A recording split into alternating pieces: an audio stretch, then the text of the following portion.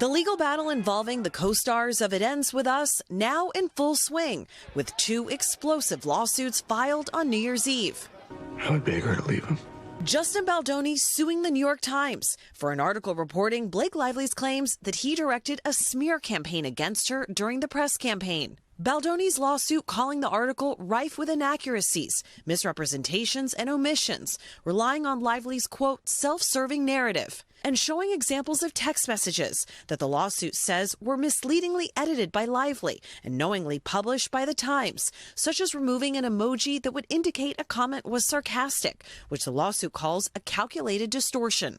They allege that the Times cherry-picked and decided to take snippets of negative things, negative text messages out of context and put them in their article, which ended up making Baldoni and others look bad. The New York Times says it plans to vigorously defend against the lawsuit.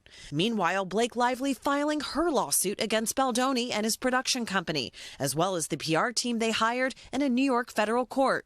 The suit, echoing claims laid out in Lively's earlier bombshell complaint, alleges Baldoni and the film's lead producer engaged in sexually inappropriate behavior on set. It's gonna be perfect. Okay. And then the lawsuit says Baldoni and his production company, Wayfair, and Mr. Baldoni directed their PR team to actively engage in their retaliatory social manipulation campaign. An attorney for Baldoni and other defendants has called Lively's allegations categorically false. Baldoni's talent agency, WME, told NBC News they dropped him as a client in the wake of Lively's complaint, and his podcast co-host announced her departure from the show.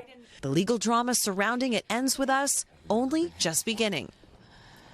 All right, Chloe, so how is Lively now responding to this new lawsuit from Baldoni? So her team says that nothing in her original civil rights complaint and now her federal suit changes in the wake of Baldoni suing the New York Times. But it is interesting, as you heard Danny Savallo say in the piece, he is suing the Times. He's not suing Lively. Now, he still could potentially do that. And will this ever see the light of day in a courtroom? Potentially, but it's a long road to get there. And as you know, it's a very uphill battle. We were talking about that earlier this morning to go up against the New York Times. So you could imagine they said that they're going to vigorously fight these claims. Yeah, it's going to get nasty, it looks like, right? All right, Chloe, thank you.